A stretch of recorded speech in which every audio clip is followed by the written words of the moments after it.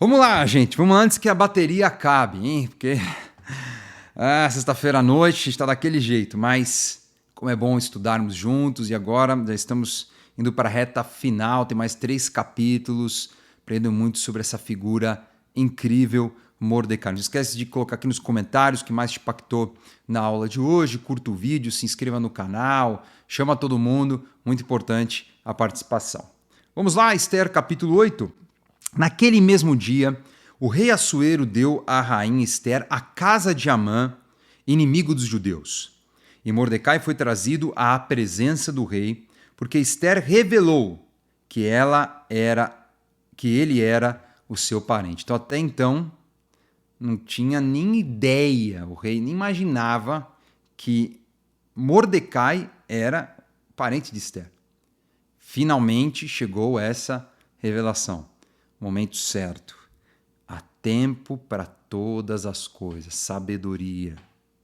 O rei pegou o seu anel sinete que havia tomado de Amã e o deu a Mordecai, e Esther pôs Mordecai por administrador da casa de Amã. Esther voltou a falar com o rei.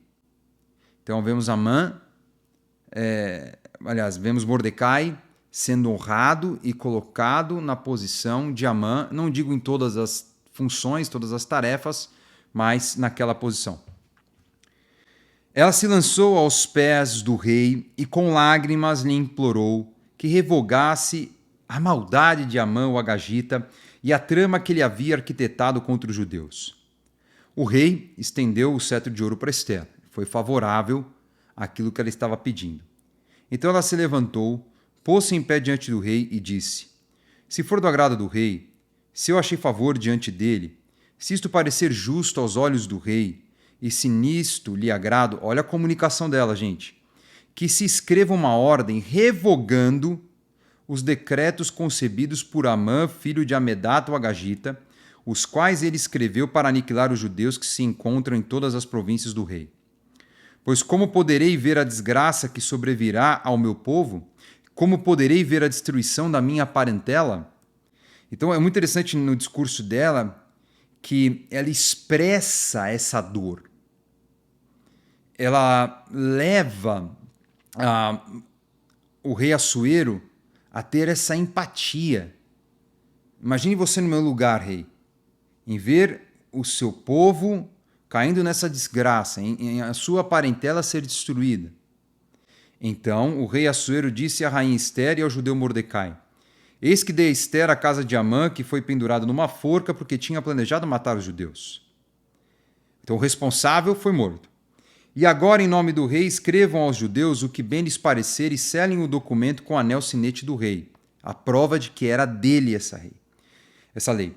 Porque os decretos feitos em nome do rei e que foram selados com o seu anel sinete não podem ser revogados. Isso é uma lei persa. Então foram chamados imediatamente os secretários do rei, aos 23 dias do mês de Sivan, que é o terceiro mês. Ou seja, provavelmente 70 dias após a lei do aniquilamento ser assinada.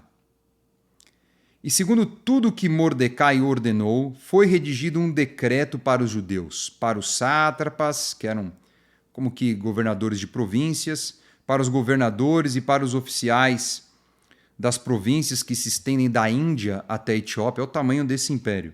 127 províncias, a cada uma no seu próprio modo de escrever, e a cada povo na sua própria língua, e também aos judeus segundo o seu próprio modo de escrever e na sua própria língua. Porque lembre-se que judeus estavam espalhados por todo o mundo conhecido na época. Escreveu-se em nome do rei Assuero, e se selou com o anel sinete do rei. As cartas foram enviadas por meio de mensageiros montados em jinetes criados nas estrebarias do rei. As cartas, o rei permitia aos judeus de cada cidade, preste atenção, que se reunissem e se organizassem para defender a sua vida, para destruir, matar e aniquilar de vez toda e qualquer força armada do povo da província que viesse contra eles, crianças e mulheres, e que saqueasse os seus bens. No mesmo dia, em todas as províncias do rei Assuero, no dia 13 do 12º mês, que é o mês de Adar, ou seja, era o mesmo dia da lei de aniquilamento. entenda o que está acontecendo aqui. Ele reveste de poder, de autoridade os judeus para se defenderem. Uma cópia da carta que determinava a proclamação da lei em todas as províncias foi enviada a todos os povos para que os judeus se preparassem para aquele dia, para se vingarem de seus inimigos. Os mensageiros montados em jinetes, que se usavam no serviço do rei, partiram imediatamente, impelidos pela ordem do rei. E a lei foi publicada na cidadela de Suzã. Então, o que acontece é que o rei ele não poderia revogar a lei que ele tinha assinado. Então, ele não poderia fazer uma lei falando assim, a lei anterior não vale. Então, uma forma que ele encontrou para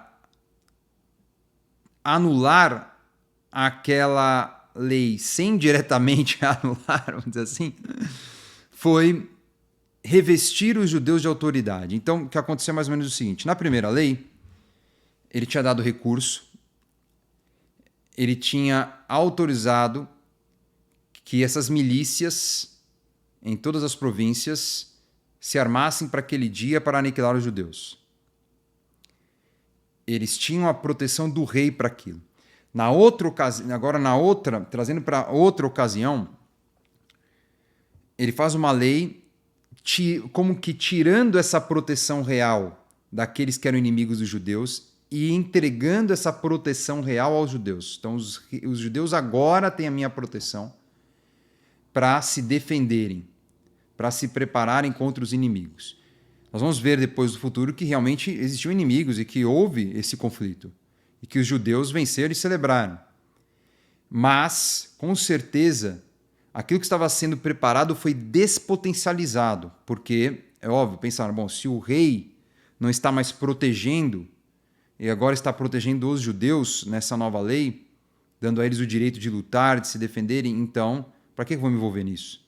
Para que eu vou me meter nisso? Então, o jogo virou dessa forma. Tá? Isso é incrível, né? Porque nós vamos ver agora até os outros povos se unindo aos judeus nessa causa de defesa. Vamos ler. Então Mordecai saiu da presença do rei com trajes reais em azul celeste e branco, com uma grande coroa de ouro e um manto de linho fino e púrpura. É muito interessante essas imagens, né? O azul celeste, branco, que inclusive nós vemos na bandeira de Israel, a coroa de ouro, sendo revestido dessa autoridade, um manto linho fino e púrpura, essa marca de autoridade, daquilo que era mais nobre, ele estava revestido. E a cidade de Suzã exultou e se alegrou, uma das grandes cidades do Império, uma das capitais do Império. Para os judeus, um versículo-chave, houve felicidade, alegria, júbilo e honra. Também em cada província e em cada cidade aonde chegava a palavra do rei e a sua ordem, havia entre os judeus alegria, júbilo, banquetes e festas. E muitos que eram dos povos da terra se tornaram judeus, porque o temor dos judeus tinham caído sobre eles. Quem sabe até participaram das festas também, né?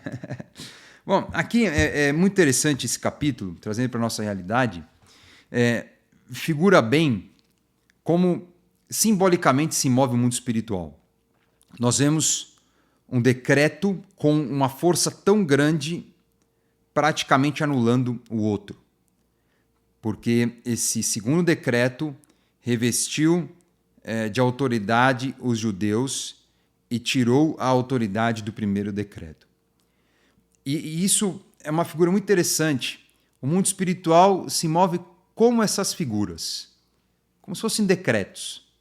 Então aquilo que a gente faz, aquilo que a gente fala, acaba produzindo no mundo espiritual o bem ou o mal. Então, se uma atitude minha, uma palavra, alguma ação, alguma consagração que for gerou o mal, então, para isso ser anulado, algo precisa ser gerado, como que um outro decreto, como que uma outra palavra, uma outra ação, com mais autoridade sobre a outra, para que tenha poder para anular a outra. Entendeu? E é isso que é impressionante naquilo que Jesus produziu para a humanidade. porque nos deu autoridade pelo nome dele para anular sentenças, para anular maldições, para tirar de nós a condenação do pecado. Olha que incrível isso. Então, quando nós não fazemos porque a gente vai fazer mais, amém? Mas quando nós fizemos o mal e gerou para nós uma condenação, uma situação, pelo sangue de Jesus Cristo, a autoridade máxima, então isso é anulado. Por isso que o Senhor Jesus usa esses termos em Mateus 16, Mateus 18, né? Aquilo que você ligar na terra está ligado nos céus, que desligar na terra está desligado nos céus. Então, há esse poder pela palavra, pela autoridade que foi conferida para anular o mal, porque temos uma autoridade superior. Amém? Glória a Deus por isso. Glória a Deus que nós temos essa condição. E que lindo ver exatamente o jogo virando de uma forma tão rápida, né? Ali no banquete já, Amã sendo sendo derrotado, Mordecai, sendo honrado, e Esther assumindo aquela posição, esse protagonismo, no momento que ela tinha que ser protagonista, e falar para o rei: algo precisa acontecer. Nós precisamos de um decreto. Nós precisamos, nesse banquete, nesse nosso casamento, liberar um decreto para que o meu povo seja salvo. E nós estamos aqui em nome de Jesus para decretar a libertação, a salvação e toda sorte de bênçãos sobre a tua família em nome de Jesus.